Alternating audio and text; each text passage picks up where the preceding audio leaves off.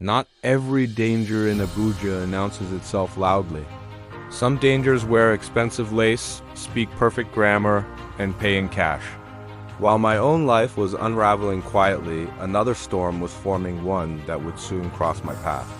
Her name was Senator Mrs. Ngozi Nyoku, 52 years old, chairman of the Senate Committee on Women Affairs, married to a billionaire who was almost always abroad. She was known for her sharp tongue, her flawless designer outfits, and an iron grip on anything that passed through her committee. In the hallowed halls of the Senate, people joked that Madame Nyoku feared nothing except aging. That was where Adams came in. Adams was 27, a professional stylist. Quiet, talented, and always careful with his words. For almost a year, he had been a regular visitor at Senator Nyoku's Matama residence, coming every 2 weeks like clockwork. His job was simple: wash, treat, and style her hair before plenary sessions or high-profile public events.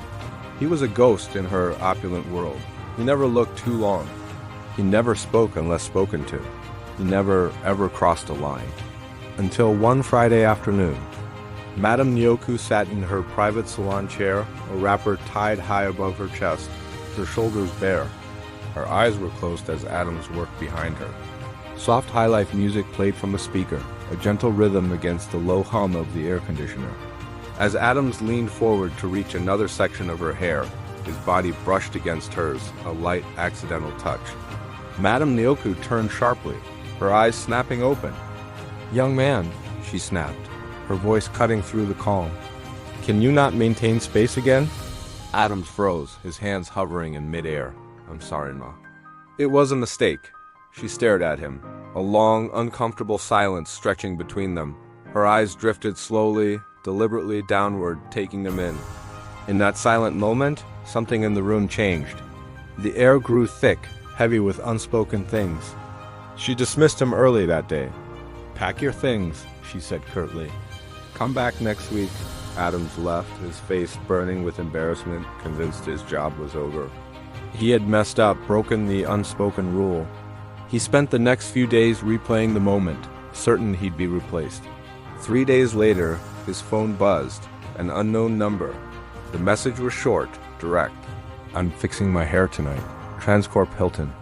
Room 1804. 9 p.m. Bring your kit. Payment. 5 million cash." Adams stared at the message until the words blurred. His palms began to sweat. 5 million for one night of styling hair? No, he understood immediately what the message truly meant. He also understood, with a sinking feeling in his stomach, that he could not say no.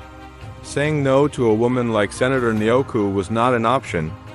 The hotel room was large, quiet, and felt prepared. Madame Nyoku opened the door herself.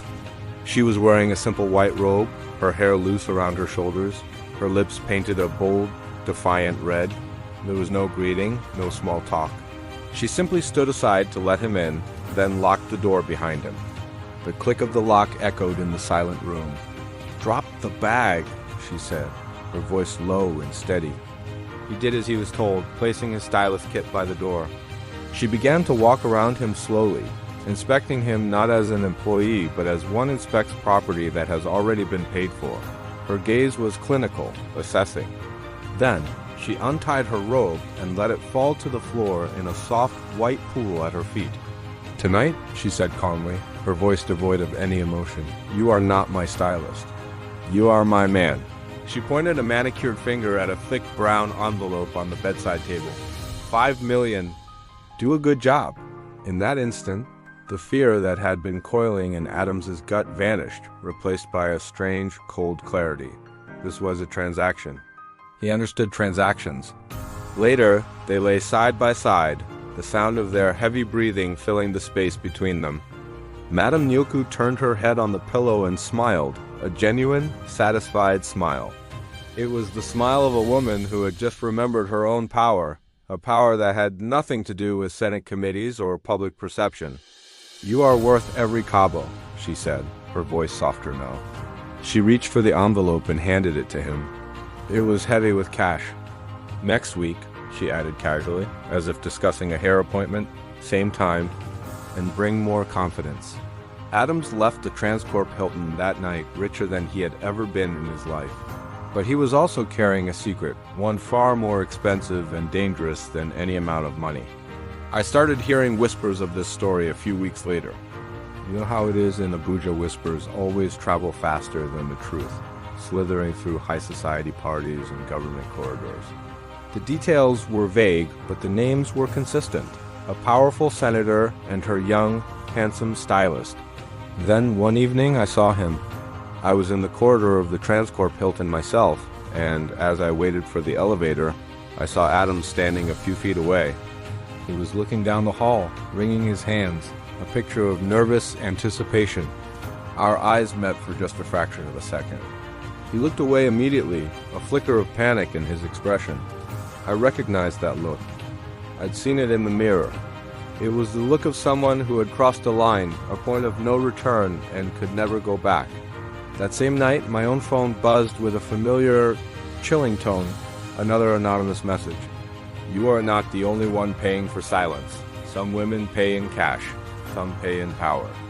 All payments come due. I leaned back on my sofa, my heart pounding against my ribs. This was no longer just about me and my secrets, this was bigger. It was about a system, a hidden marketplace where everything and everyone had a price. And I was just one of many products on display. Somewhere in a lavishly decorated mansion in Abuja, Senator Ngozi Nyoku believed she was in control, a master puppeteer pulling the strings. Somewhere else, in a small apartment that now felt too small for his new reality, Adams believed that 5 million naira had bought him a new kind of freedom. They were both wrong, because the same eyes that were watching me were now watching them too. And soon, very soon, all our secrets were going to collide. To be continued, thank you for watching. If you're hooked on this story, make sure you hit that subscribe button and turn on notifications so you don't miss the next episode. We're just getting started.